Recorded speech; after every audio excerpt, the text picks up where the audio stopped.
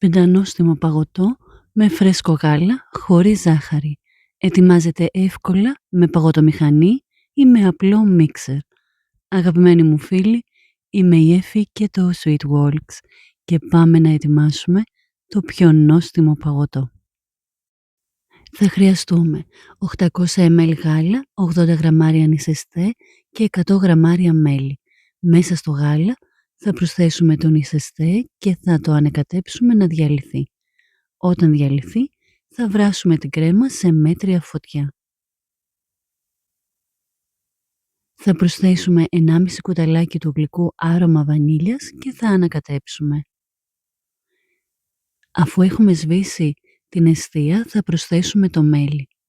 Θα ανακατέψουμε και πάλι να ενωθεί με το γάλα. Δεν το προσθέτουμε από την αρχή για να μην χάσει με το βρασμό τα θρεπτικά συστατικά του. Θα μεταφέρουμε την κρέμα σε ένα μπολ, θα καλύψουμε με μεμβράνη και θα την αφήσουμε να κρυώσει.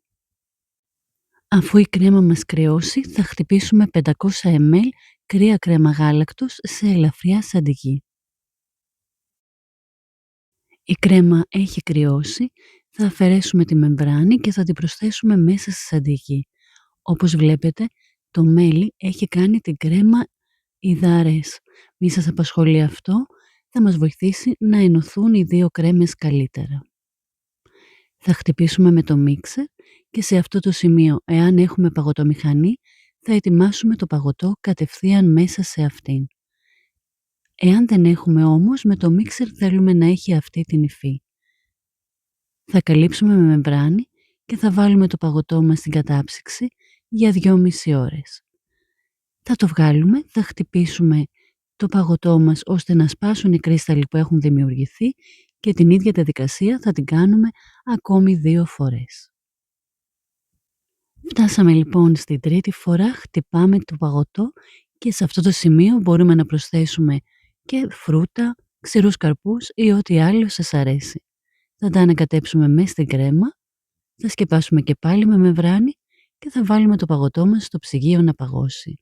Περίπου σε 3 ώρες θα είναι έτοιμο. Και δείτε τι ωραία που σερβίρεται.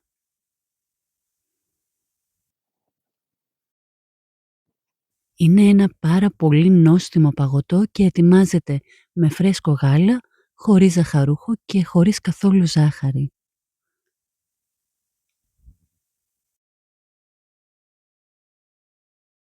Μπορούμε να το σερβίρουμε με μέλι ή φρούτα, αλλά εγώ θα προτιμήσω τα κερασάκια και λίγο σιρόπι.